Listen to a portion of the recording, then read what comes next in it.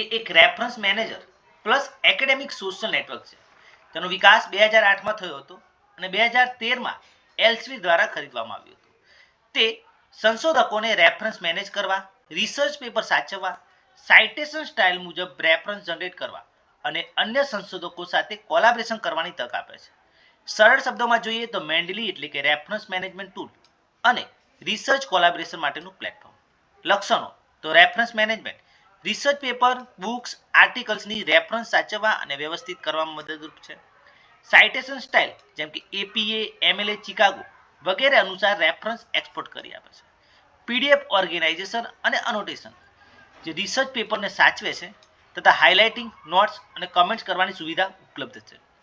Citation plugin Microsoft word તથા લીબ્રે office માટે citation plugin ઉપલબ્ધ છે. રાઇટિંગ દરમિયાન સીધો રેફરન્સ ઇન્સર્ટ કરી શકાય છે.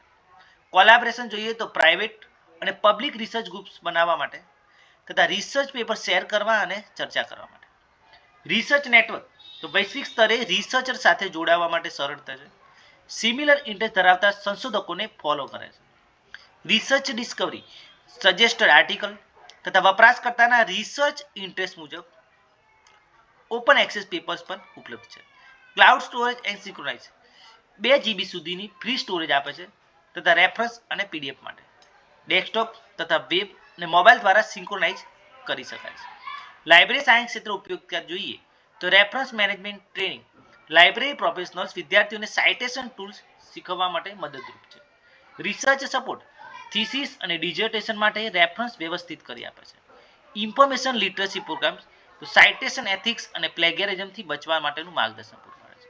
કોલાબોરેશન તો લાઇબ્રેરી સાયન્સ રિસર્ચર વચ્ચે group project, digital library reference અને મેટાડેટા મેનેજમેન્ટમાં મદદરૂપ થાય છે.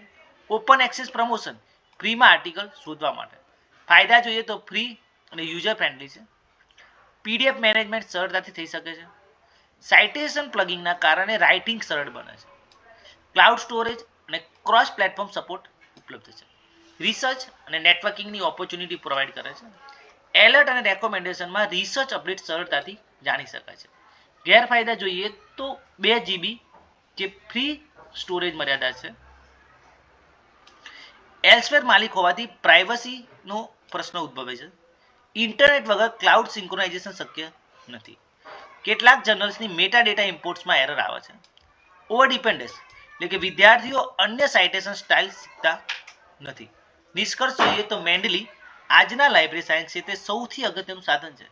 તે રેફરન્સ મેનેજર તથા એકેડેમિક સોશિયલ નેટવર્ક તરીકે સંશોધકોની સાઇટેશન, કોલાબોરેશન, રિસર્ચ ડિસ્કવરીમાં મદદ કરે છે.